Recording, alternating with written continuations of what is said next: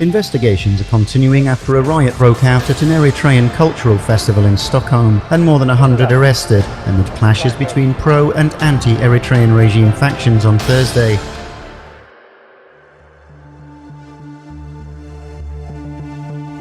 سلام زخبركم تخاتلتنا كما يصنحكم مباركس ناي ساعة الزينة حيزلكم متيلخو مجمر تاجن ارست زينة فيستيفال شوادن تقامت منغستي ارترا كبير عنو تاوريدوم ارتراوين ام معسكر ألم جوا كميلو كل الامحرة لعل عقم زبولو تصقم تصدتان مفتاح منغست فيدرال تلقى خاط تتوعو زبلو زيناتات حيزا متيكم اللخو سناي مكتتال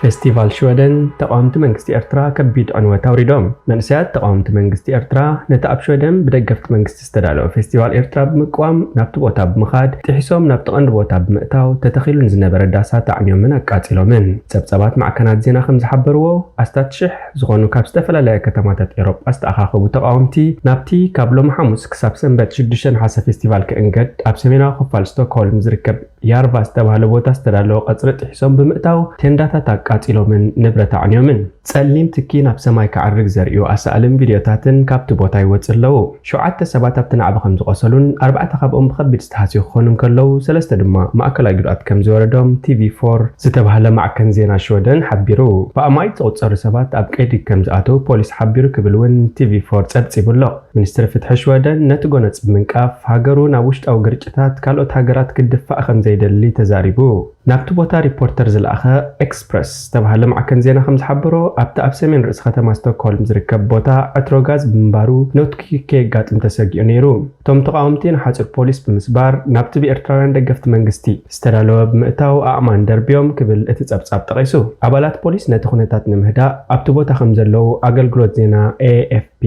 حبير الله أبز حالف ورحي أبجيسن جرمن أبتخيد فيستيفال إرترا تمساسا لقيت التفتير منبارو يذكر أب بريطانياون أب لندن كاكايت تمديبو زنبرا بمنغستي دقفت نستودب فيستيفال بسنك تقام تزفتر وصوتي تسريزيو أما عبلاتنا عبين أتي فيستيفال كاب سلستك سابشدشن حسن قصل استخفت خوينو نقول عن عبيتن زدر على لبهلا ومدباتن كمون سمينارات كقربولو تثبيت تغيير نيرو تخونه اتوم تقامتين فيستيفال نمرتان كودادبون كفرار حنصن حميم حمص سلستن حسدما انصرت فيستيفال سلف تقامو خغبر تفقيد لهم نيرو دحر قطر تسلفوم نابت ابسمينا خفال كتما ستوكهولم زركب بوتا فيستيفال بممراح مسمر مكلاخل بوليس سابيروم نت فيستيفال وريرومو اوشتم ساعتو خاات ينداتات فيستيفال افريسو من اقاصيلومن بزي كازي حياله مكاين بحو 5 قاصلا صبصبات نبيبيس حبيروم اتوم نعبنياتات نت حصين داس كم اصور انصر بوليس كم تتقملون امان كم دربيون معكنا زينا تهجر أقالهن كابتبوتاس ترخبتن كأسقاس السئلي مكاينن داساتن حاوخ ندد يرئي أبتست فترة أجرجر حيال سبب بخبيرن قليلن كم نقصلون يقلت الله بوليس أقدموا أبصحابه مجلسي زخون يخون مقرأة خمسة قاتم يحبر دحرتنا عبي حيال خبتم سلفنياتات أب تحت قيديات يوم الله كابتبوتاس هذا مسابات نت أب تخباب زركب ترجع سلزعت أوه بوليس نحد خفال نيت ترجع بخلتي أنفت كردين والله بزحات كابتم تقامت من إسيات أب كيد خمسة أتوون مع كنا زينا قليس أنا اللوا شودن بعسرتات أشحد زقطور إرتراوين زنبرو لها جريان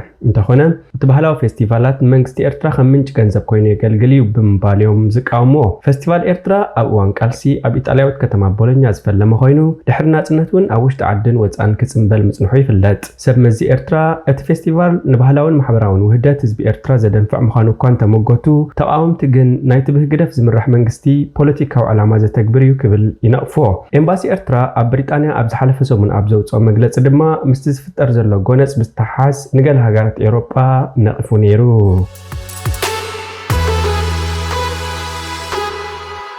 إرتراوين أم معسكر ألم جوا كمل لهم أم معسكر سدتنياتات ألم جوا كل الأمحرات ركبي إرتراوين سدتنياتات بفلاي كابز حلف 3 أوارح أب حسوم كنتات نبرا وديقوم هلاهم تفليتو إزوم أب تقام معسكر زركبو سدتنياتات يخونو كاب سودان تفناقيلهم أب متما أب جيزي أو معقوبيتات زركبي إرتراوين أب حماق كنتات وديقوم كمزلو أم حبراو ميدا حق حسق أني خوينو BBC كاب معسكر ألم جوا سبات توكيسو ندخونتات الرقاقيت والله سموق عقابلو زحاتته ቢቢሲ ካብቲ ማዕስከር ዝዘራረቡ ስደተኛ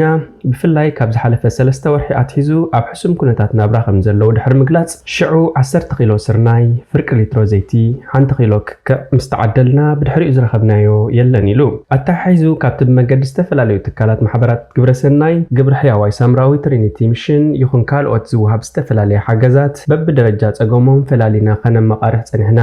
እንተኾነ ኣብዚ እዋን ኩሉ ኣብ ሽግር ስለ ዝርከብ እቲ ጸገም ቢኢሱሎ ኢሉ ካብ ገበርቲ ሰናይ ዝረኸብዎ ገንዘብ ከምኡን እቶም ስደተኛታት ዘለዎም ብምውፃእ እኽሊ ገዚኦም ኣጥሒኖም ስብ ቆዳልዮም ሓባራዊ ምግቢ ብምውሃድ ነቲ ህልው ጸገም ክሰግርዎ ይቃለሱ ምህላዎም እውን ኣረዲኡ እዞም ስደተኛታት ብሰንኪቲ ኣብ ትግራይ ዝካየድ ዝነበረ ኩናት ካብተን ኣብኡ ዝነበራ ተዓቂቦም ለን ዝነበሩ ማዕስከራት ማይ ዓይኒ ዓዲ ሓርሽ ህጻጽ ሽመልባን ፋሒሎም ካብ ዝተበተኑን ሓያለ ካብኦም ድማ ኣብ ክልል ኣምሓራ ዞባ ማእከላይ ጎንደር ኣብ እትርከብ ከተማ ዳባት ኣብ ቀረባ ርሕቀት ዝርከብ ማዕስከር ዓለም ጨዋ ዝኣተውን ምዃኖም ይፍለጥ ብዘይካዚ ኣብዚ 5 ወርሑ ኣቕፂሩ ዘሎ ግጭት ሰራዊት ኢትዮጵያን ሓይልታት ኣምሓራን ኣብቲ ክልል ዝርከቡ ኤርትራውያን ስደተኛታት ኩነታቶም ንምፍላጥ ቢቢሲ ዝተወከሱ ካልእ ስደተኛ እቲ ውግእ ዛጊት ኣብ ጥቃኦም ስለ ዘይበጽሐ ብመጠኑ ድሓን እኳ እንተሃለው ኩናት ኣብ ዝካየደሉ ዘሎ ዘባ ብምህላዎም ግን ናብቲ ዘለዎ ከባቢ ምስ ጋፋሕ ክገጥሞም ዝኽእል ሓደጋ ቀሊል ስለ ዘይኮነ ከቢድ ስጋኣታን ጸላልይዎም ምህላው ኣመልኪቱ ኣብ ክልል ኣምሓራ ዝካየድ ኣብ ዘሎ ኩናት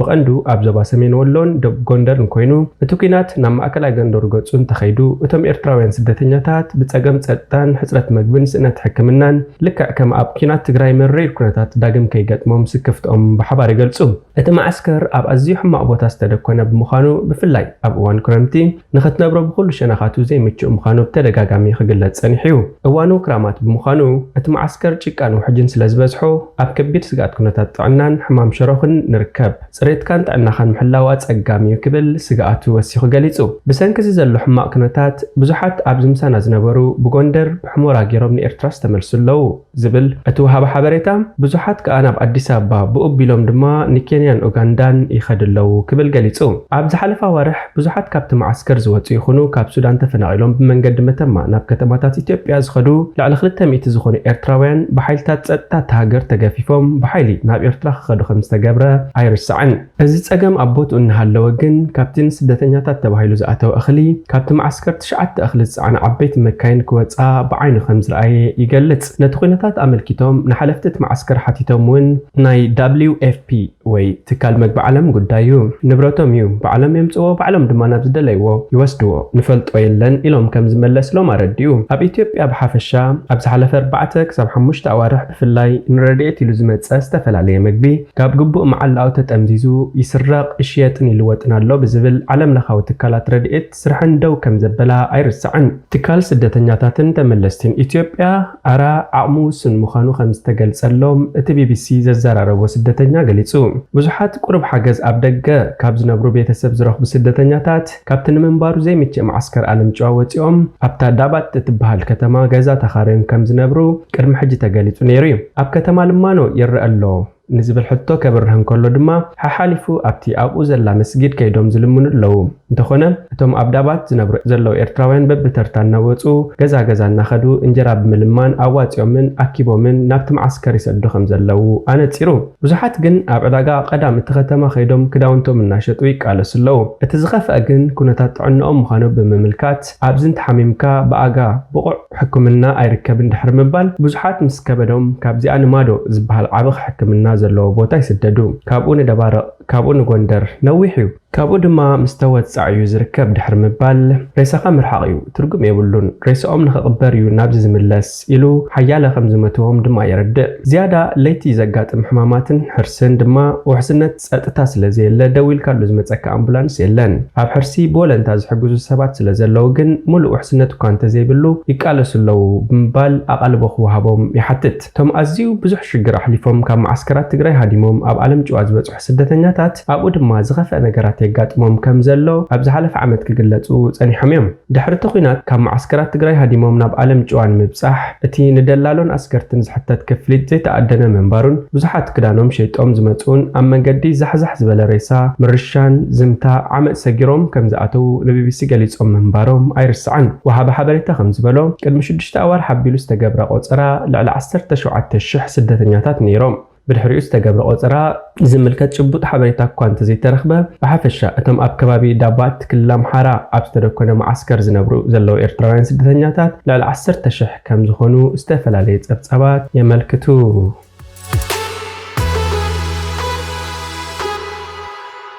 ክልል ኣምሓራ ልዕሊ ዓቕሚ ዝበሎ ፀገም ፀጥታ ንምፍታሕ መንግስቲ ፌደራል ጣልቃ ከኣቱ ፀዊዑ። መንግስቲ ክልል ኣምሓራ ኣብቲ ክልል ኣብ መንጎ ሓይልታት ፀጥታን ዕጡቃትን ዝካየድ ዘሎ ግጭት እናተጋደደ ብምምፅኡ ተፈጥሮ ቅልውላው ንምቁፅፃር መንግስቲ ፌደራል ጣልቃ ከኣቱ ፀዊዑ። ብርርእሰ ምምሕዳር ዶክተር ይልቃል ካፋለ ተፈሪሙ ናብ ቀዳማይ ሚኒስተር ዝተጻሕፈ ደብዳቤ ጠቂሱ ኣገልግሎት ዜና ኢትዮጵያ ከም ዝፀብፀቦ ኣብቲ ክልል ዘጋጠመ ፀገም ፀጥታ ብስሩዕ ስርዓተ ምኽባር ሕጊ ንምቁፅፃር ከቢድ ብምዃኑ መንግስቲ ፌደራል ጣልቃ ከኣቱ ተሓቲቱሎ። ብስሩዕ ስርዓት ምኽባር ሕጊ ምክልኻል ዘይከኣል ኩነታት ብዛዕባ ምሕባር ብዝብል ኣርእስቲ ካብ መንግስቲ ክልል ኣምሓራ ናብ መንግስቲ ፌደራል ብ3 ነሓሰ 2023 ዝተጻሕፈ ደብዳቤ ኣብቲ ክልል ከቢድ ፀገም ከም ዘጋጠመ ኣመልኪቱ። በዚ ምክንያት መንግስቲ ፌደራል ኣድላይ ሕጋዊ መስርሕ ክፍጽም መንግስቲ ክልል ኣምሓራ ንቀዳማይ ሚኒስተር ሕቶ ከም ዘቕረበ የረድእ። ኣብቲ ክልል ዘጋጠመ ምዝራግ ሰላም ከቢድ ሰብኣዊ ማሕበራውን ቁጠባውን ጉድኣት የስዕብ ከም ዘሎ ዝሓበረ መንግስቲ ክልል ኣምሓራ መሰረት ሕገ መንግስቲ ተሃገር መንግስቲ ፌደራል ኣድላይ ስጉም ተወስድ ሓቲቱ። ኣብ ዝተፈላለየ ከባቢታት ክልል ኣምሓራ ንኣዋርሕ ክካየድ ዝጸንሐ ተቃውሞን ግጭትን ዕጡቃትን ኣብ ዝሓለፈ ውሕዳት ሰሙናት ተጋዲዱ ኣብ ብዙሓት ከባቢታት ሓይልታት ፀጥታን ዕጡቃትን ብተደጋጋሚ ይጓነፁ ከም ዘለው ክግለጽ ጸኒሑ። በዚ ምክንያት ሞት፣ ዕንወት ንብረት፣ ምትዕንቃፍ መጓዓዝያን ንቡር ምንቅስቃስን ኣጋጢሙ። ከምኡ ድማ እቲ ግጭት ናብ ብዙሓት ከባቢታት ተጋፊሑ። ርእሰ ምምሕዳር እቲ ክልል ዶክተር ይልቃል ካፋለ እቲ ቅልውላ ንምፍታሕ ቅድሚ መዓልትታት ምስ መራሕቲ ሃይማኖትን ዓበይቲ ዓድን ትኽልል ዝተዘራረበ ኮይኑ ንሱ ዝመርሖ ምምሕዳር ንዘተድሉ ምዃኑ ብምግላጽ እቶም ዕጡቃት ዕጥቆም ከውርዱ ፀዊዑ ነይሩ። እቲ ትማሊ ናብ ቀዳማይ ሚኒስተር ዝፀሓፎ ደብዳቤ ግን እቲ ዘቕረቦ ፃውዒት ከም ዘይተዓወተ ዘመልክት እዩ። እንተኾነ ኣብቲ ክልል ዘጋጠመ ቅልውላው ብስሩዕ ስርዓት ምኽባር ሕጊ ክፍታሕ ብዘይምኽኣሉ መንግስቲ ጣልቃ ከኣቱ ሓቲቱ። ነዚ ስዒቡ ስልጣንን ተግባርን መንግስቲ ፌደራል ዝድንገግ ዓንቀጽ 51 ንኡስ ዓንቀጽ 14 መሰረት ሰራዊት ምክልኻል ናብቲ ክልል ክዋፈር እዩ። መንግስቲ ፌደራል ካብ ዓቕሚ ክልላት ንላዕሊ ዝኾነ ፀገም ፀጥታ እንተጋጥም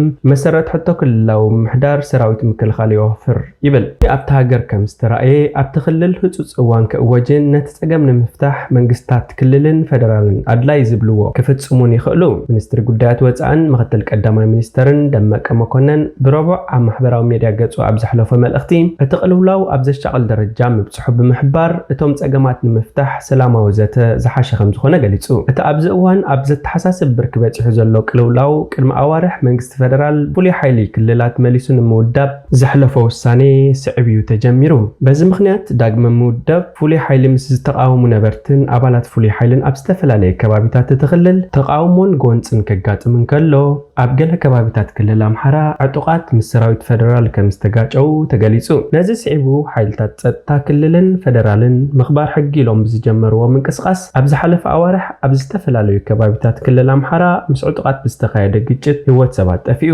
ኣብዚ እዋን ድማ ተጋዲዱ ቀፂሉ ኣሎ። ሰራዊት ምክልኻል ሃገር ቅድሚ መዓልትታት ኣብ ዘውፅኦ መግለፂ ኣብ ዝተፈላለየ ከባቢታት ዕጡቃት ኣብ ልዕሊ እቲ ሰራዊት መጥቃዕቲ ከም ዝፈፀሙ ብምሕባር ብስንፋኖ እናተንቀሳቀሱ ሰላም ኣብ ልዕሊ ዝዘርግሑ ዕጡቃት ስጉምቲ ከም ዝወስድ ገሊጹ ነይሩ።